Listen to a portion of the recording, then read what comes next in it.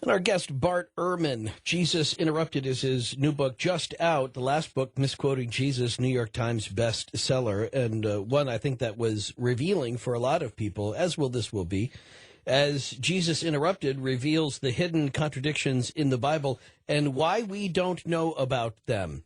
This gets into that very popular conception about how the Bible was formed. And back to that chapter that Bart Ehrman was talking about last hour, exactly what went into the choosing of these books and how much of a conspiracy was there next on Coast to Coast AM. This is Ian Punnet. So Bart Ehrman, Princeton-trained Ph.D. at University of North Carolina at Chapel Hill, the author of Jesus Interrupted. By the way, I was taught by a lot of Princeton-trained professors. It's a wonderful school. I think it's great. I highly recommend that education. If they're thinking about seminary, read this book first. If you survive this book, then seminary is probably for you. If you can't get through this book, chances are you may not want to go all the way for your MDiv. That's what do you think about that? Is that a pretty good idea? Yeah, sure. I think they should read the book in either case. Yeah, well, of course. Very good. But I think that's a specific kind of person out there who may not ever have been exposed to this, as we talked about earlier, and it's a great way to get sort of a primer of the things that they're going to have to deal with at some point if they're going to take biblical scholarship seriously. And I you want to throw in a thought on that? Certainly. No, that's right. That's exactly right. I mean, it is. This is stuff that I learned in seminary. So people get surprised and wonder, am I out to destroy Christianity or something? I mean, this is what Christian seminaries, and at least in the mainline denominations, teach. This is apropos of nothing except that I just thought of it. I think he's the head of student affairs or academic affairs. A guy named Daryl Guter was my professor at Columbia when I was there, and I was sitting next to him during the 9/11 attacks. And I'll never. I mean, now he's at Princeton. I'll never forget that. It was the weirdest place to be to watch the attacks on 9/11 was to be in seminary. If suddenly we all started gathering around the TVs, it was such a juxtaposition. I think I'm still trying to reconcile that. But so let's talk about the part of the book and the subtitle and why we don't know about them. These hidden contradictions in the Bible. Let's talk about the formation of the Bible again. With that in mind, that how much was the church actively trying to suppress documents?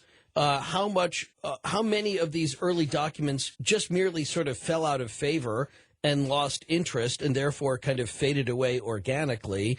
And how much of the construction of the Bible fits the popular conception as presented in books like the Da Vinci Code and others, that it was all very much kind of a grand, well thought out conspiracy? Right. So I don't think that there was a conspiracy. I do think that there were some Christian leaders that did in the early church that wanted to stamp out certain gospels and apocalypses and epistles and things, that they wanted to get rid of them. It's wrong to think that there were massive book burnings or anything like that. But there were church leaders who told people, don't read these books, and they would list the books not to be read. And they would encourage the reading of other books. One misconception that people have is mainly, again, because of the Da Vinci Code, is to think that there was some kind of church council that decided which books ought to be included, and they took a vote, and that decided the issue. That in fact wasn't the case. These books emerged as the books of favor among the group of Christians that ended up winning out in the battles over what to believe in early Christianity, and so they were the result of theological conflicts, but there wasn't a conspiracy in the sense that it was kind of a cloak and dagger sort of thing. It was all very open, I think. And yet, I mean, we have 4 different Gospels, and they don't all agree on every detail. 3 go together pretty well. The 4th one is sometimes jarring in the sequence, the way the story is told, details like that, in contrast with the other ones. So why those four? Just on a basic, sort of point-by-point basis, why those four? Yeah, so these four were these four had things going for them that the others didn't. I think the church fathers who wanted these four thought that these four were, first of all, they were ancient. They thought they went back to the days of Jesus, or near to the days of Jesus. They thought that they were apostolic. In other words, they were written by apostles or by friends of apostles. So they needed to have connections with Jesus through the apostles, and that's why they called them Matthew, Mark, Luke, and John, even though they weren't originally called that, or the authors didn't tell us what their names were. They were the books that were the most widely used in the churches that these church fathers supported, and they were understood to be orthodox books, meaning in the opinion of these church fathers, they taught the correct belief, as opposed, for example, to the Gospel of Thomas, or the Gospel of Judas, or the Gospel of Peter, which were thought to teach incorrect beliefs. And so these were the kind of criteria that the church leaders used to decide which books ought to be included, and the four Gospels were thought to pass the criteria. Well, what were the things, say, what was that central piece in the gospel, according to Peter, that prevented him from being, called orthodox?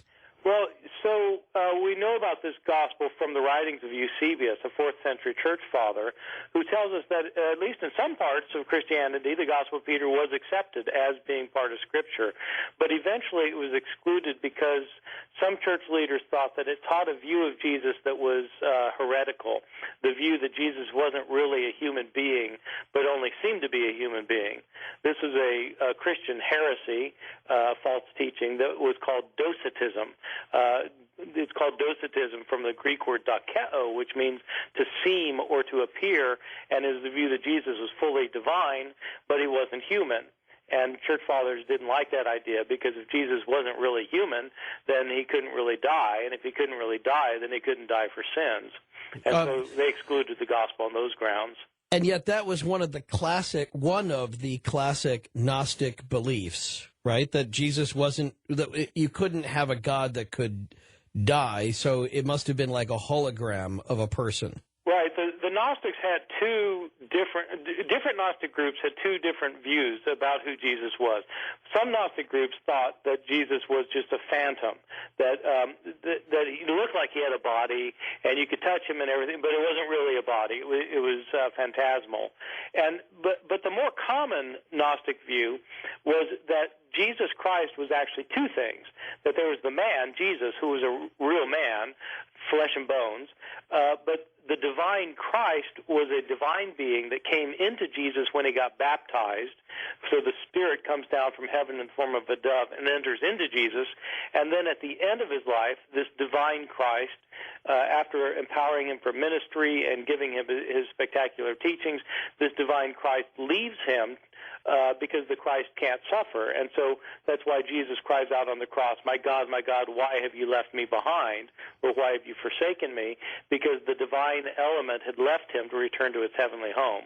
And so that's a different way of understanding how it is Jesus could die, but the Christ didn't suffer. Well, that, and it's a quote from one of the Psalms, one of the Psalm 22. anger Psalms. Yeah. So I mean, you find that quote in the Gospel of Mark and Matthew, right. But the Gnostics took it to mean not why have you forsaken me, in the sense why aren't you here to help me, but Gnostics took it in the sense of the God in Jesus had actually left him. And that idea of the baptism brings us back to some of the contradictions that are in the Bible, even as we have it, even in the New Testament canon as it exists. Just about every story in the New Testament, you can find these contradictions, including or differences. I mean, the thing about the baptism is that that in the three accounts of Matthew, Mark, and Luke, a voice comes from heaven when Jesus gets baptized, but it says different things that are hard to reconcile. In one account, the voice says, "You are my beloved Son, in whom I'm well pleased." That's Mark.